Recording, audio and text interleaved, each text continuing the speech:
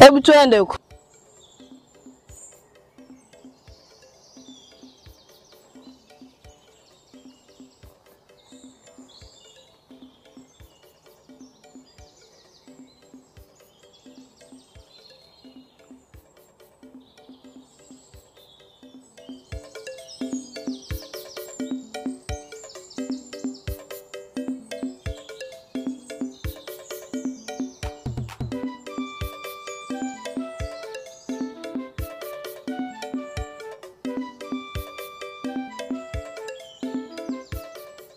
Wewe mwanangu acha habari za kulalala.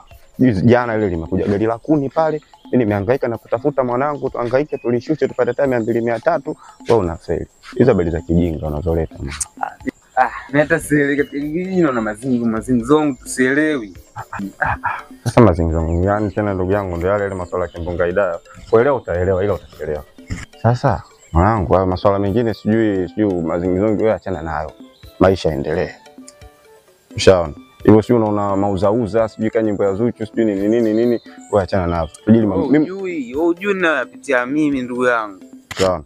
Mimi kuna vitu mwenyewe nishaviona. Ile namna gani nimeweka mikazo. Sawa.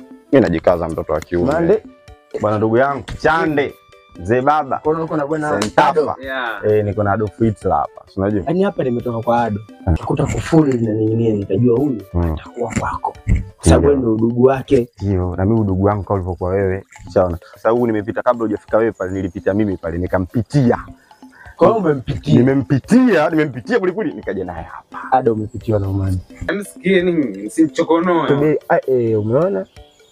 Nisianze kukuchokonoa. Anachokonolewa pia. Usinikomaze mtoto wa mwanamke mwenzio. Basi sawa, sisi hatukuchokonoi ila bwana Umande kakupitia. Sawa. Nimempitia tumekuja. Mimi bwana hapa nimekuja kwa jambo moja, tuache masiara sasa. Sawa. Wewe unaonekana kuna kitu unakijua.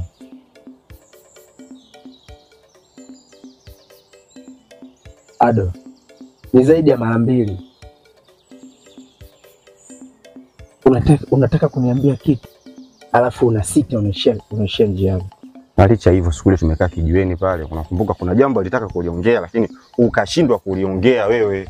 Hebu tuambie bwana, sio wanaume wenzako, usipotuambia sisi tukumwambie nani? Sikia bwana Chande. Mimi sijui na wala sifahamu chochote. Ado. Ni mara 2 mfululizo. Unataka kuniambia alafu unasita.